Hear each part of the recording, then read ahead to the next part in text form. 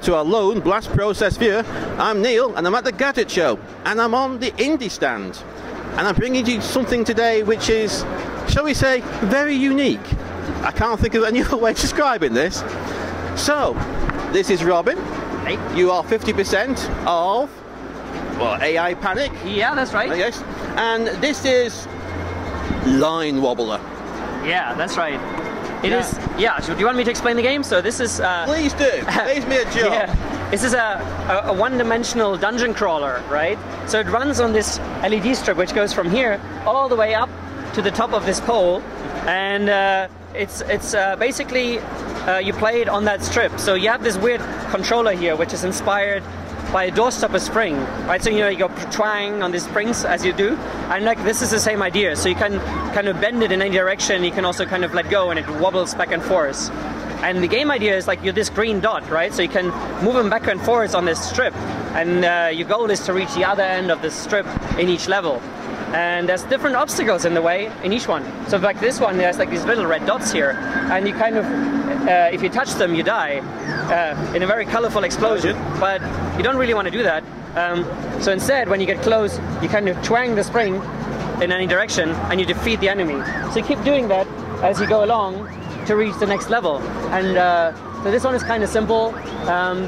But it gets more difficult afterwards, and there's a boss fight in the end. There's like different obstacles like lava, and this is kind of a conveyor belt that pushes you back and forth. And so I play with these kind of different simple elements to make it a compelling and weird game. Yeah, the standard bits you find in conventional video game language, you've replicated in a one-dimensional format. Yeah, exactly. It was actually quite tricky to replicate that, because like you only have color to convey. So it's like green is good, red is bad, and yeah, kind of build from there. Yeah. And I can take it the game scales up accordingly, depending on the length of the line. Exactly, yeah. I've got one version which is 20 meters long, so that's kind of interesting to do.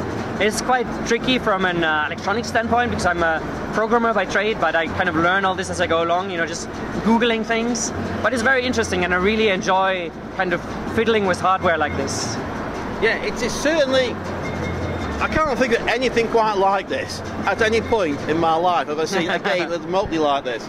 Or even one-dimensional game, you think, how would you do that? But this, it is nice. Yeah, thank you. And it's...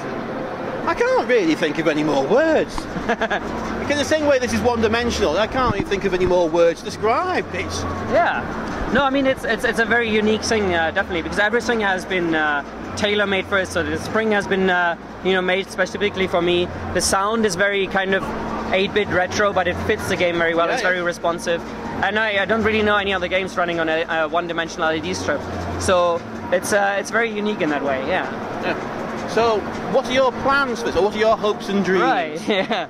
So it's going to be very hard to sell by itself, because there's no real platform for weird hardware games, right? So at the moment I'm thinking of selling it to arcades and making it an arcade machine. And maybe also for bars and festivals, it would be quite well suited.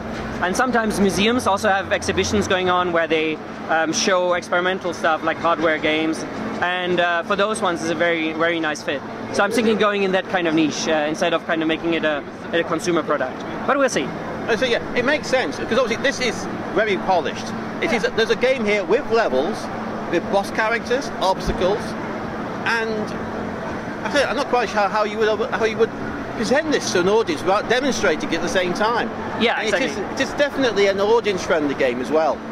Yeah, it's a very kind of a nice spectator spectacle as well, because it is so tall, so people get attracted to it, and especially in dark environments like nightclubs or like some bars, it works really well. It's got this nice glow to it, like you can see, I guess, on the picture here. So it's kind of a very attractive game in that sense. And it is, and also a very flexible game by default. Exactly, yeah. Around anything. No, exactly. Like every time I show it, I try to set it up a little bit differently. Sometimes it makes it super hard to play when it goes overhead and you kind of bend around you. So that's like what I enjoy most, when the players are kind of a little bit put out of their comfort zone, you know, kind of bend around and like have the string go around existing architecture. So kind of embed a 1D game in a 3D world, which I quite enjoy. Yeah, I think the only way you could enhance that would be to have some sort of wireless control to the main base station, so you've got the guy running around looking at it. Yeah, that would be kind of cool, having it go through an entire building and you have to follow it with your controller. So I have a lot of ideas kind of how to kind of tweak the game in that sense, but we'll see what comes out of that. Yes. I'll nominate this for the 4th flip for Trafalgar Square any day.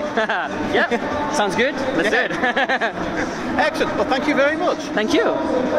As our regular viewers will know, we ask a question at the end of the interview. Our trademark question. All right. Are you ready for the question? Okay. Okay. Cue dramatic music now. Okay. The question is, Mega Drive or Super Nintendo? Ooh, Super Nintendo. Super Nintendo. That was quick and decisive. Yeah. Excellent.